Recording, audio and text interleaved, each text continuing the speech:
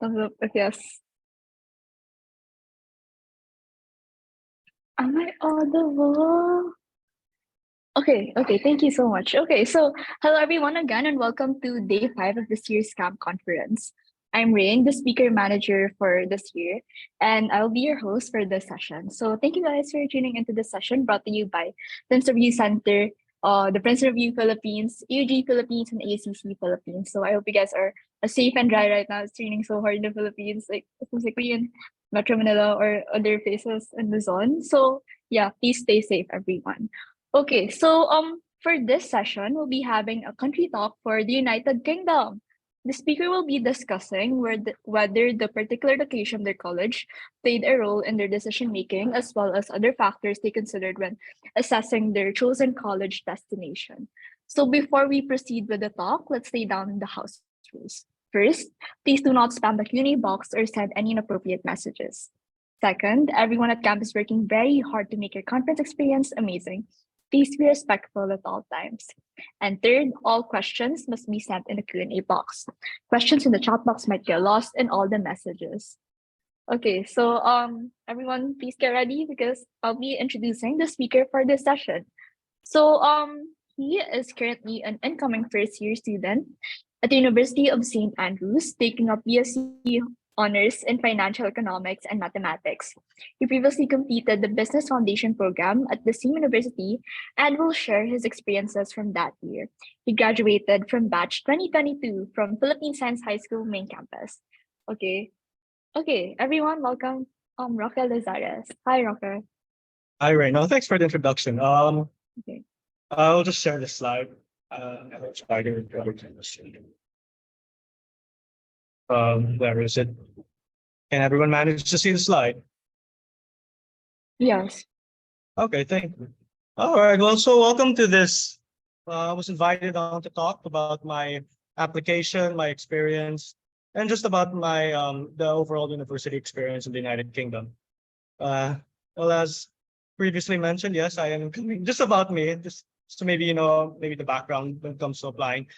Yes, I'm incoming first year at the University of St. Andrews, and yes, I'm studying financial econ and math. But I also previously enrolled in the what's called the International Foundation program at the same university. So that's why it may seem strange that I'm incoming first year, but technically I'm actually going to go for my second year at the university. It's just I'm a first year undergrad, and so I also apply, as I said, graduated from batch 2022 Pasay main campus, and I also applied perhaps to the University of Warwick for the same International Foundation program. But as you can tell, I chose the St. Andrews then.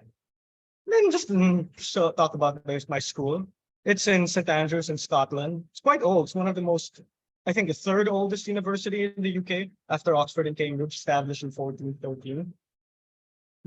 They have quite they're quite well known for their medicine, international relations. This is basically like political science, but more for diplomacy, the United Nations type of diplomacy. Economics and theology are quite popular also. And one of the highest student satisfaction rates in the UK. I'll probably get into that a bit later when I talk about it. They have a lot of traditions, like, when you think of the UK, it's and the universities, like Oxford, like those dark academia types. They have a lot of traditions here in St. Andrews. And just because they love my school was bragging just the other time. They were recently named the top university in the UK, so they beat Oxford and Cambridge. So just it's not obviously it's not obscure. So that's most of it. And also they have very well-known alumni. Probably what comes to mind is Prince William, the Prince of Wales, and his wife, the Princess of Wales. This is a picture of this is usually the picture they always show off when they talk of the university. Here also, this is the town with the castle ruins. Well, St. Andrews is also renowned for their golf. It's the home of golf. And so this is the old course, the historic, one of the oldest courses for golf, probably where golf was born. And then here's one of their traditions with the red gowns, and they're walking along the pier. So I'll just get into it. Basically, why some of the advantages of going to the UK. It's firstly the undergraduate program is shorter. It's actually 3 years. Scotland's an exception. That's 4 years. But England, Northern Ireland, Wales, 3 years. and you graduate with an undergraduate program. And actually with masters, it's also, I think masters is, I think 1 year only, as opposed to 2 years. And then PhD is usually done in 3 years rather than like the 5, 7 years. The tuition fee is probably one of the deal breakers also, is that it's cheaper than the US, but I have to warn you, it's not a third of the US tuition prices. It's probably half at most. So whereas US, you're thinking of maybe 50,000, 55,000 without aid. In the UK, it's about 25,000 pounds. So maybe converting that, it gets to about 35,000. So definitely it's still expensive, but it's definitely much cheaper than the US, as I said. It's somewhere around the same price as Australia and Canada, maybe just a bit cheaper, but I think UK probably universities probably have much more of a stellar reputation compared to the Australian and Canadian ones. I mean, there's some of the universities are older than Australia and Canada themselves. Another good point is that with the UK, the programs are all focused on the degree. So in first year, you start immediately with your degree. You don't take you don't take these general education subjects. So let's say I'm doing economics, for example, it's just straight into economics. I'm not doing any, let's say, English language requirement, or I'm not too familiar with what the gen ed subjects are, but you get an understanding of it. It's just they really focus on the program. So if you want to just study, let's say physics, you just want to go straight into physics, you already are firm on your idea with what you want to study, I think this is a great option.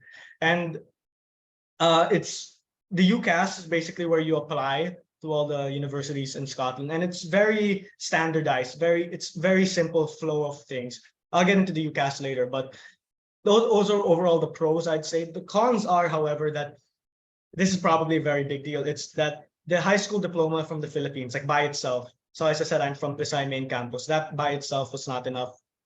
They did not recognize that as enough for entry into undergraduate. So they don't really see it as that much of an academic qualification.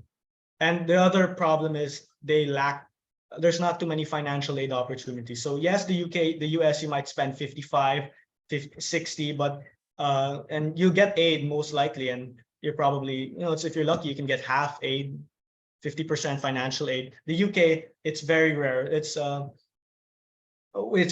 very rare to get financial aid, even as an international student. So you probably are going to pay what the tuition fee is stated as. So you have to balance that too.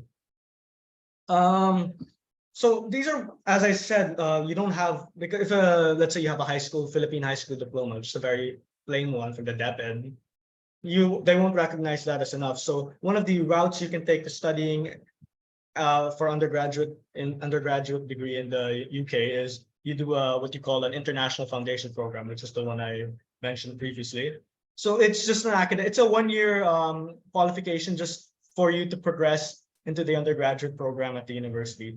So it's just an additional year, as I said. So in the England, Wales, Northern Ireland, it's one year for the foundation and 3 years for your undergraduate. But in Scotland, it's 1 year plus 4 years. So you have to definitely consider that. That's an extra year spent for studying that. But you also do get the opportunity to apply to other universities for undergrad using UCAS and this is during the foundation program. So when I was in St. Andrews, there was, I think around in October, that just towards the end of the year, they were already helping us get ready if we wanted to switch to a different university in the UK. And our advisors were helping us with that. And also, if you're in the foundation program, if you hit certain criteria, let's say like you get the grades, you get the minimum, you meet the minimum grade requirement, then that means you get an automatic progression into the university. So if you think about it, it's sort of like you're bypassing UCAS to apply to the undergrad. Instead, you're just applying to the foundation. And I'll obviously get into the applying to UCAS versus applying for foundation later on. But that's also definitely a good deal, not good deal. It's a definitely a deal breaker also, the automatic progression into university. Okay, so some of the pros I mentioned in foundation is that it is held at the same university. So you experience the same thing as the undergraduate students are experiencing. So that's why when I talk with the students studying there in St. Andrews, and they'll ask me, what am I studying? I say, I'm studying foundation. And they'll be like, sort of some will know what they mean, others would not. But at the same time, we have the same experience. So we'll have the same academic calendar, exams come at the same time. Obviously, it's just our classes are different.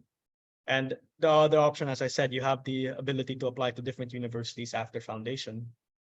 Uh, it's easy, and it also helps ease the transition into a different climate because there's an international foundation program, so there are other international students, and it'll definitely help you because it's a massive. The UK is a massive culture change, culture shock. So when you have international students, obviously they won't all be from the Philippines, but they'll sort of come from the same background as you. They'll be experiencing the same things. They know they're in a foreign country, so together you'll sort of adapt into the country. And it's how do you call it? For us, it's for international students, the assimilation into the country is that's the term I'd use. It's very easy, and also it's a much higher acceptance rate. For example, foundation program apparently in St. Andrews is about 60%, 60%, whereas I think the undergrad for St. Andrews itself was, I think, in 20, even somewhere between high high single digits to about 20. That's the number I remember. So you definitely have that option. Well, of course, it comes at the cost of a year. But the only problem is there's certain universities that don't recognize foundation programs. They really want you to have the academic qualifications, which I will mention later on. So, for example, Oxford and Cambridge, quite hard to get in to Oxford and Cambridge with a foundation program. They're very selective about the qualifications you can have. Um, so also either they won't accept from other universities or they just don't accept it altogether. Certain courses also won't accept foundation programs as a qualification. So even if you get into the university, if you're applying to a certain course, say I think medicine, for example, they might not really accept that. You really need to take a foundation medicine, which might be different.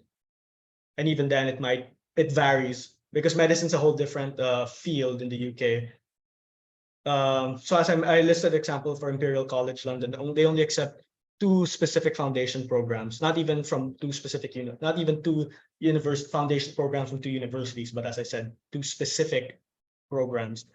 And the other thing is, if you want to apply to different universities, you'll have to go through UCAS. Although you'll have to go through UCAS, and maybe if you did it already for the foundation program, you'll have to do it again. Uh, So some IFP programs, that's what it's short for, that I would listed here, for example, is UCL. So this is University College London. So you'll be in London, as the name suggests, and you're gonna be doing a foundation year, but they call it the undergraduate preparatory certificate.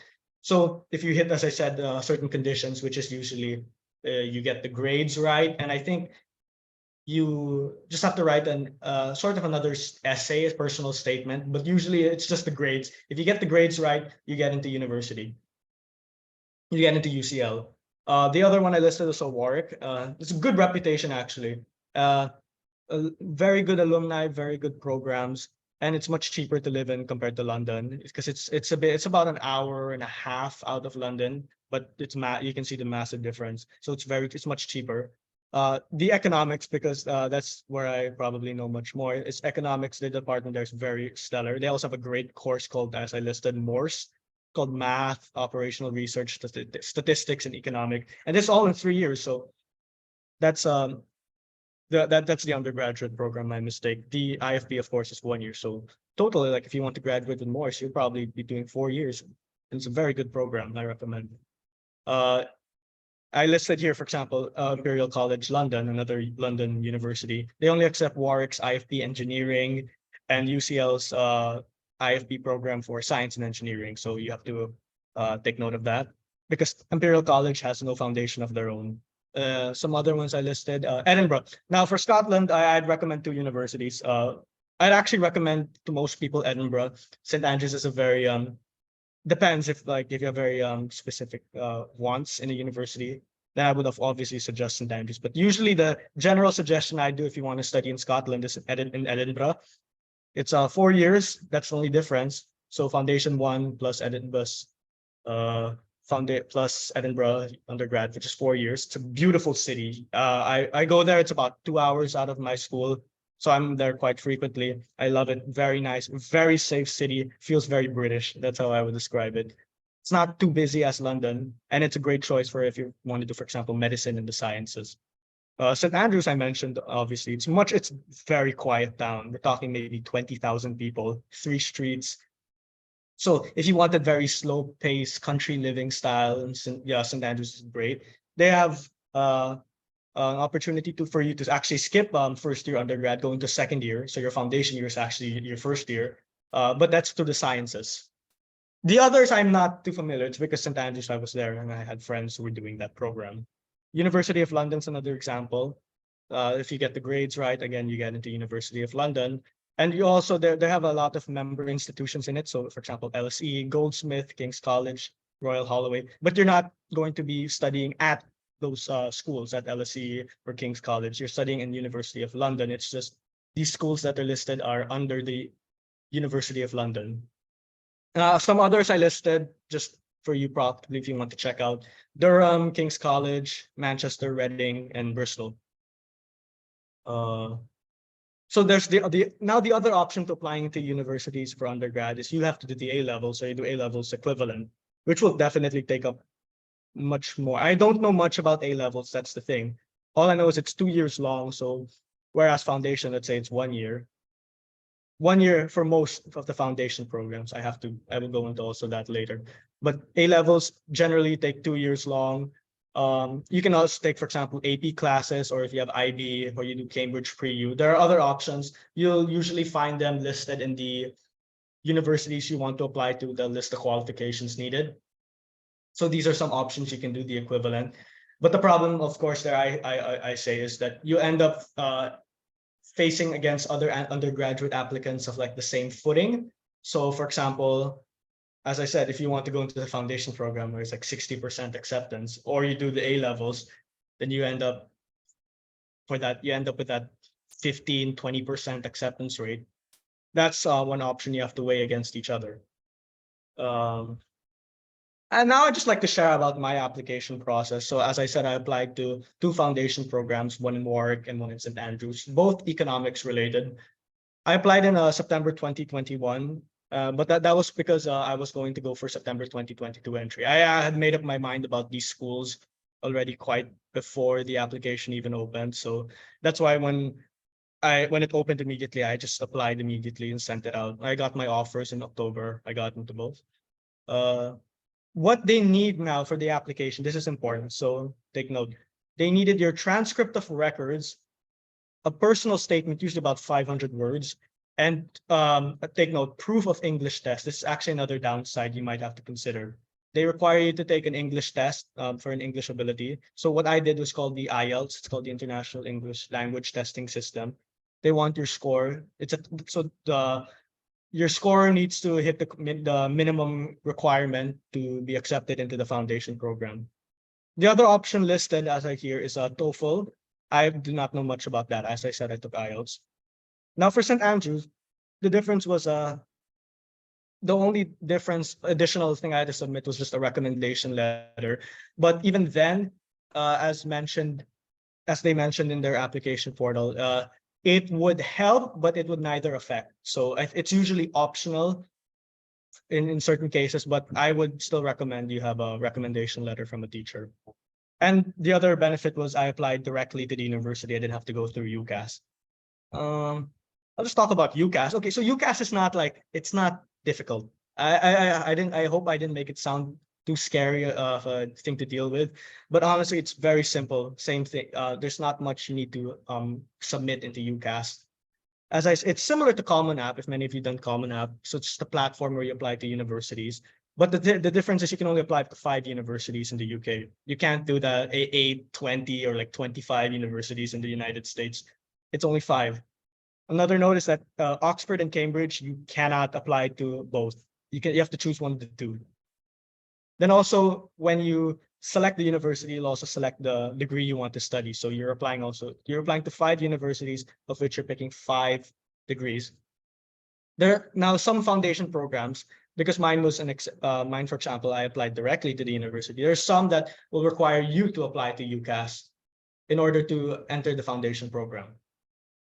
Now, if it's not listed on UCAS, I would recommend you check the university because they might require you to apply directly, or they will give you further specialized instruction about how to apply to the program through UCAS.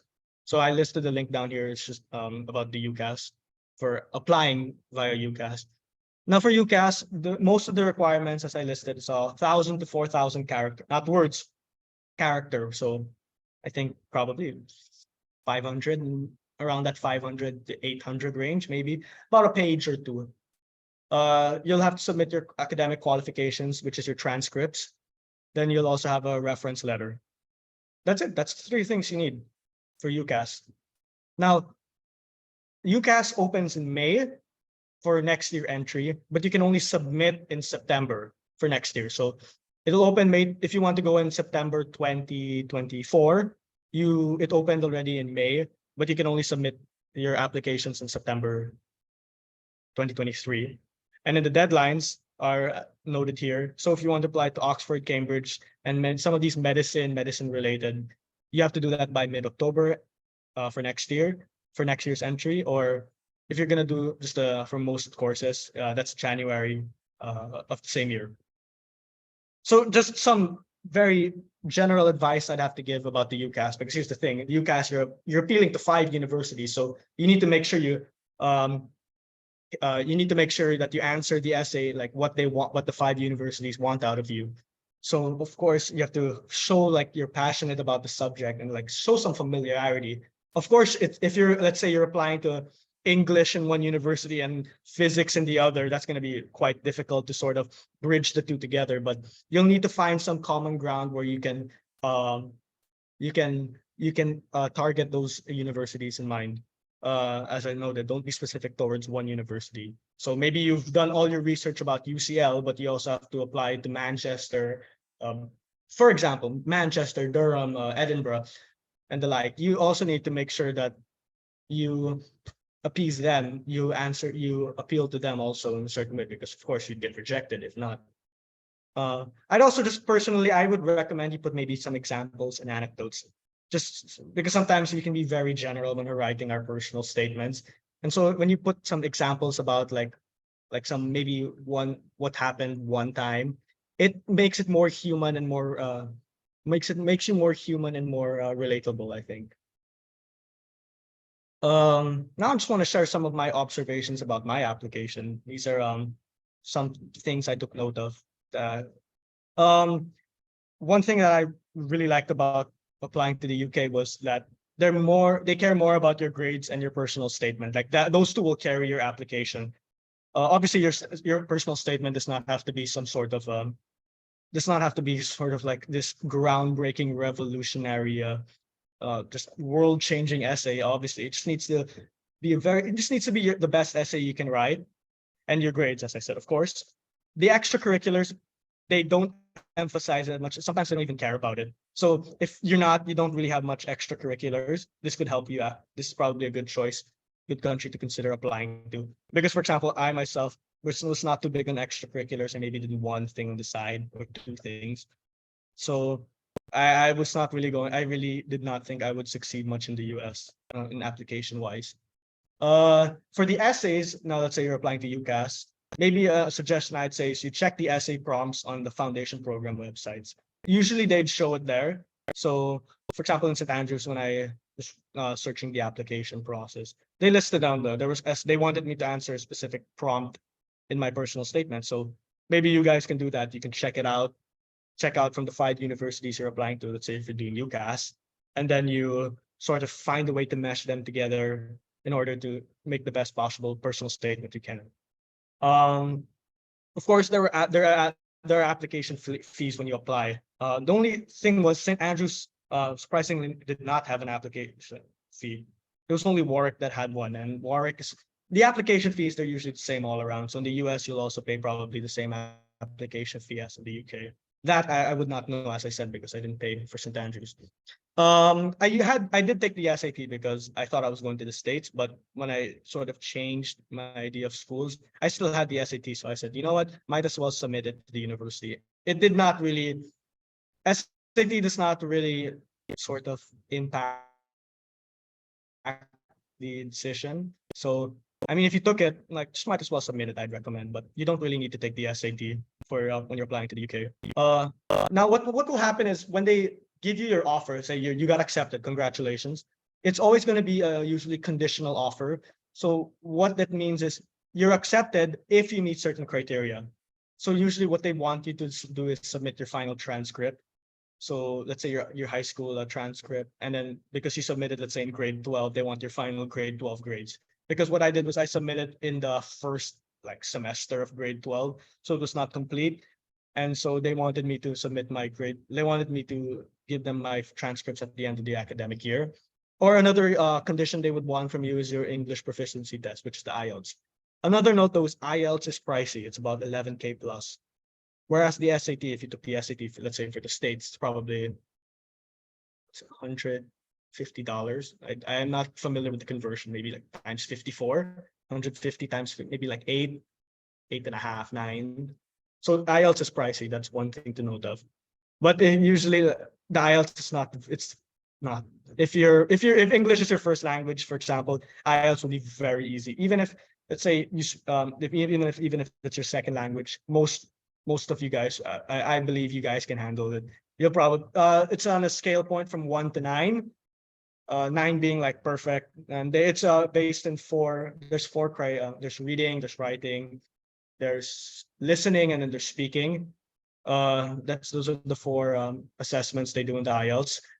You you guys can probably get 7.5, 8, and the minimum requirement in most universities probably 6 or 5.5 maybe total, like for each component. The other thing, as I said, aid is limited, and I had a hard time finding scholarships. I think I was only able to get uh, one or two that were about just like a couple £1,000 off. So it still definitely means something, but once you consider this the tuition fee, so that's like there's very rarely you're getting aid. So you're paying that amount, probably let's say 25,000 pounds. Then there's the accommodation fees, which can vary. Maybe if it's in a cheaper area, you're paying 3,000 a year. Then you also have to get the visa application. Then there's the living expenses like allowance and the like. Then visa will also have you pay IHS, which is the immigration health surcharge. It's just for you to use the NHS legitimately. And then there's probably other miscellaneous costs. So you need to consider that in your application to the UK. Very rarely will you get financial aid. They're not as generous as the States, or they can probably give you 50%, 70%, let's say even. But as I said, the price has already been reduced. So you don't have to worry. Let's say if you did apply for financial aid in the States and you might not get it, at least here, it's already been cut off, for example. That's how I think of it. Um, for Oxford and Cambridge, as I mentioned, you'd apply to UCAS, and sometimes you'll just get in already to some universities. But with Oxford and Cambridge, you need to take. Usually they'll have you take maybe one more test, two more tests, and then they'll have you do an interview. So it's very rigorous. I would say, coming from a Sedan's perspective, very rigorous application process. Warwick and St Andrews, where I applied, they did not have interviews. And I think that's the overall trend. It's Oxford and Cambridge usually are the exception. And another thing to note, the visa will require you to have a tuberculosis test if you live in the Philippines. That's why I recommend you check the UK immigration website. Another thing to note, I forgot to list this down, but for those who are considering applying to medicine, now medicine in the UK is a 6-year program. You can do it in undergrad. It's not like here where you have to, it's a post-grad, or unless you do like, let's say like lead med or intramed, that's what intermed that comes into my mind. But in the UK, it's a 6-year program that starts in undergraduate. Now, if you want to do medicine, but let's say you don't have the qualifications, you have a Philippine diploma, there are some programs that definitely have, there are some universities that have foundation programs for medicine. It's called pre-med, I believe. So, for example, St. Andrews, as I said, has a foundation program for medicine. So that's one you can take note of. I think Edinburgh also has one. But the thing you have to notice, most likely, if you are to enter, you're going to take a 2-year pre-med. There is a 1-year med, but you usually need to have certain qualifications. If you just had a plain Philippine high school diploma and you wanted to do the 1-year pre-med, it's highly unlikely you'll have to do the 2-year one. And then, because as from what I understand, is that pre medicine is studying medicine in the UK is subsidized by the government. So you will also have to end up dealing with the NHS, I believe, after you complete your studies in medicine. So you just have to take note of that. Medicine's a very different, just different program altogether. Yeah, just to describe maybe my daily life in the UK. Well, I'm at St. Andrews. Here's the thing. St. Andrews has a very large international student population. We're about 40% international students in a town of, let's say, 20,000. Okay. So that's 20,000 including students. I think the students are about 10,000 of the town. So you're it's quite a bubble. That's actually how the St. Andrews describes himself. It's a bubble. So you're probably not gonna get the most of British culture once if you're in St. Andrews because you get a lot of international students. A lot of Americans go to St. Andrews actually, and then even the locals. Well, from my understanding, the locals they tend you'll know the locals, but they rarely show their faces much. So go to the cities. I'd recommend. I think Edinburgh is a very great example of a cultural, like just culturally Scottish city. Yes, interact with the locals definitely. And the international students, so let's say if you're taking the foundation program, these are people who will definitely help you adapt to change in scenery because they're also going through the same thing. So sort of you'll ride it out together. The accent now, very few speak like the king. Like just take note of that. No one speaks like the queen, rest in peace. But the accent, I must say, is like if you go north, further north you go up the UK, it gets much harder to understand. And I'm in Scotland already, but even the Scottish accent, that's probably the middle of Scotland. So it's still quite easy to understand. But as I said, if you go up into the mountains or the islands off the coast of Scotland, that's when they get like very thick. We're talking sometimes it's like it's English, but you still need like some sort of auto translate. It's very it can get quite hard to understand. St. Andrews, luckily, as I said, also it's international students, so it's easier to understand. Another thing I'd recommend you join there's always going to be a Filipino society. I can assure you of that. In St. Andrews, even if that town was very small, there's a Filipino society. Of course, it's not going to be everyone coming from the Philippines. You might get half-filled British people or Filipinos who grew up in the UK. So, for example, myself, like, full Filipino, grew up in the Philippines. Um, I think only there are like 3 or 4 Filipino of the same situation as I am. We're studying in St. Andrews. So that's one to take note of. You'll probably find much more Filipinos, as I said, in London. The public transport. So if you need to get around the city, well, first off, it's very walkable. Like European cities, even the UK cities, they're walkable. You can walk them. They're not far interspersed around the city. But the public transport, if you ever need to take it, let's say you're studying in the city and you have schools in different parts of it, it's very efficient. Great public transportation, I would say, compared to Philippines. But the only thing you must take note of, cost of living, it's a big issue going on right now in the UK. Prices have been going up. Um, there are the government's trying to make concessions, of course, for students and people in our age group. So one concession I have definitely is I get free bus rides in Scotland because I'm under 22, and there's also certain student discounts. Now the bus rides, there's always a caveat. It's not all buses, but majority of the buses I take are free.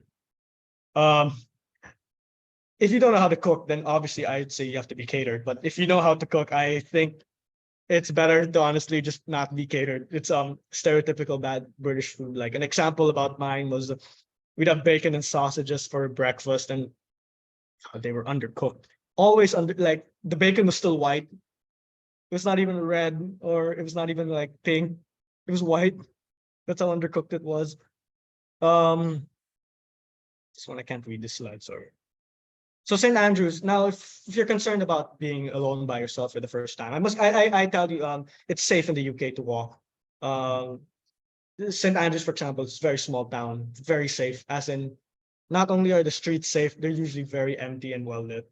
So I can walk around town at 3 a.m. in the morning, and let's say if you're going on a night out, like for example, like St. Andrews is a good place, very safe.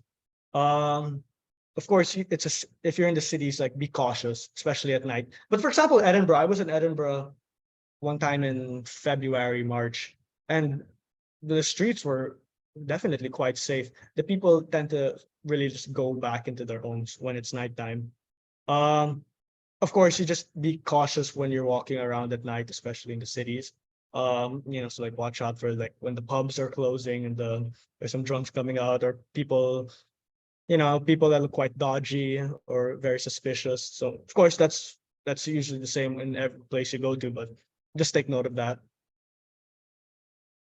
And also probably go find more student-friendly towns. So for example, university towns are tend to be very safe. Oxford, Cambridge come to mind. I think even Reading was quite a good was a good university town. So that's one to note of if you're looking for schools that are university towns. Those are good options if you're concerned about safety. Uh, well, Well, that's mostly everything I could think of that came to mind. Obviously, I think many of you have questions. I'll open the Q&A or they'll read it to me. I don't know.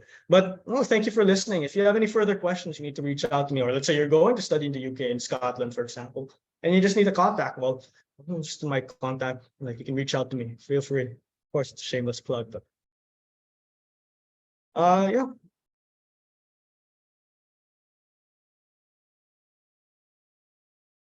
Okay. So thank you so much, Roque, for that My amazing pleasure. and informative talk. Okay. So, but before we officially wrap this session up, we'll open the floor for a Q&A session. Remember to send your questions in the Q&A box and not the chat box. So, right now we have some questions. We're going to Yes. start at the top first from an anonymous attendee. How do you fund your studies given the limited amount of aid in the UK? Now that's definitely one of the biggest challenges I had. So uh, you will, I think you're gonna have to accept the fact that you are going to dish out money. If you're lucky, obviously, if you find scholarships through third parties, that's a blessing. Like congratulations to you. So that's one thing I think you definitely need to take note of. You were definitely going to spend money. Um, Regarding the scholarships, so as I said, look for third party. British Council, the ones I applied to like let's say the university scholarships, um, some scholarships from the British Council. So the British Council, as I must take note, they're the ones who administer the IELTS here in the Philippines. So through them, you can probably there's some opportunities for scholarship. The problem is many of the scholarships are catered towards postgraduate study. So they're very big on research. Now, of course, I assume many of you are undergrad students. So kung mag-postgrad kayo, definitely the UK, there's a lot of scholarships for postgrads, but for undergrads, it's very few. Okay. Thank you so much. Sorry, I Next was gonna, question. I forgot my mistakes. Okay, go ahead. Go Also, ahead. now another thing you can note actually, I think this one upside, although I haven't experienced much, is part-time work in the UK. They give you a lot. Like there's a lot of opportunity for part-time work, especially if you're in the city. So, for example, I'm permitted 20 hours to work, and that's actually a lot of time because one thing to note actually is when I was in St. Andrews for my foundation program, I had a lot of free time. As in, we're talking maybe 2 hours of class a day, studying maybe an hour extra at most. So most of the time it was actually it was a lot of free time. In fact, my upcoming first year, I think I have only like 3 subjects for the semester. So they really give you a lot of free time. They expect you to self-study, but let's say if you can manage, you're good at self-studying, you have a routine, then yeah, part-time work's excellent choice to look for. Yeah. Okay, thanks. Our next question. Does it matter if you graduated from an international high school in the Philippines or are all Philippine high school diplomas not accepted? Yes, that's one I was gonna take note of. So if you're let's say an international school here in the Philippines, then you're definitely probably going to graduate with some sort of international diploma qualifications. So for example, if you do maybe the international schools here in Manila, BSM, ISM, those that come to mind, you're gonna graduate, I think, with an IB, International Baccalaureate, which I listed in the PowerPoint slides. That's a recognized diploma. So you can if you did international school here in the Philippines, you probably have the ability to apply to undergraduate in the UK. You don't need to do the foundation anymore. Okay. Next question. Can the SATs be used in place of IELTS? No, they really want the IELTS. It's the IELTS, TOEFL, the SAT. As I said, I tried to use the SAT. They don't really consider that as it's a really different type of assessment they want when it comes to English. Because remember, take note, the SAT is what was it, reading? I believe SAT was just reading. So it's not really one, that's just only a quarter of what they ask for in IELTS. They want your speaking, your writing, and your listening ability. I think there was one exception. I think Duolingo had some tests, although I'm not sure if that's still valid up to now or if it's still continuing. But that's one thing. SAT, you really need to take the IELTS. I'd recommend. First off, read what they want. If the SAT is permitted as an English alternative, then go for it. If the Duolingo one is, then go for it. But IELTS probably is definitely the best choice. Okay, we just like to plug if you guys want to learn more about the standardized testing. We had a session about this last week. You can watch it now in our camp YouTube video. Okay. Whenever can send the link to the YouTube channel. Okay. Oh, so sorry. Next question. Can students work under student visa? Yes. For example, mine is permitted me 20 hours work. So usually they will give you the ability to work. It's very rare. I think they'd say you're not allowed to work. So student visa, yes, you have the opportunity to work. Okay. Next question. Is it okay if I take the first year here for undergrad, then apply directly for the 2-year program in the UK? Well, that's a good one. I, from personal examples, I wouldn't really know of. And also, I mean, if you think about it, you're just gonna basically do a 4-year program. You'll do 1 year here, then 3 years there. I think transferring there, it's very hard to transfer universities, from what I understand. It's quite hard to transfer, and especially it's a 3-year program. So what you're transferring, let's say you do first year here, maybe then they'll consider that as your first year already for the UK. Then you'll have 2 more years left to do in the UK. I've never tried to consider that route, and so I personally could not give you an answer to that. Okay, it's okay. Next question. How much do you pay for school per year, given that you also work part-time plus scholarships? Well, I'll just say I pay the tuition basically. So I feel I think that I choose not to disclose how much I pay, but I pay the tuition. Yeah, it's okay. Okay. Mhm. Next question. What made you choose to study in the UK instead of the PH? Oh well, I really wanted to study internationally for like since I'm grade 9. So I said, of course, the Philippines I also considered as well. I also applied to here in the PH Philippines, but um I really wanted to study in the actually it was the States. Usually everyone recommends the States. And that's the usual route we go. But then slowly I was cutting down my school list in the States. Then I said like if I'm going to this school, I'd rather just go na lang to go to Ateneo or go to UP. Like I actually saw some of the schools in the UK. I wouldn't want to study in the States just for studying in the States when I know the fact that I think like Ateneo and UP were better than some of them. So I think like, those rich schools, let's say the Ivy Leagues or the very top tier schools, like of course I wish I could apply there. But if they were like middle of the road or not too stellar, like I'd rather just go here. But the UK specifically, well, as I said, the US I was slowly not getting on board with the idea. The UK further, I mean the lockdown just like further made me want to study because in the UK when I got there, like I think it was already a year they had face-to-face classes, so that was one reason. The lockdown definitely influenced my decision. The UK, well, I just wanted that feeling of being British. So I thought like studying in a UK university would make me feel very British and the like. Although to be fair, I think the international students are a much more interesting bunch of characters than the let's say the British. That's a funny reason. Next question. What is the average tuition fee per year? As I noted, it's about in the £25,000 range. Okay. Next question is, can I ask about accommodations? You stay at a dorm or do you rent housing, and which one is better?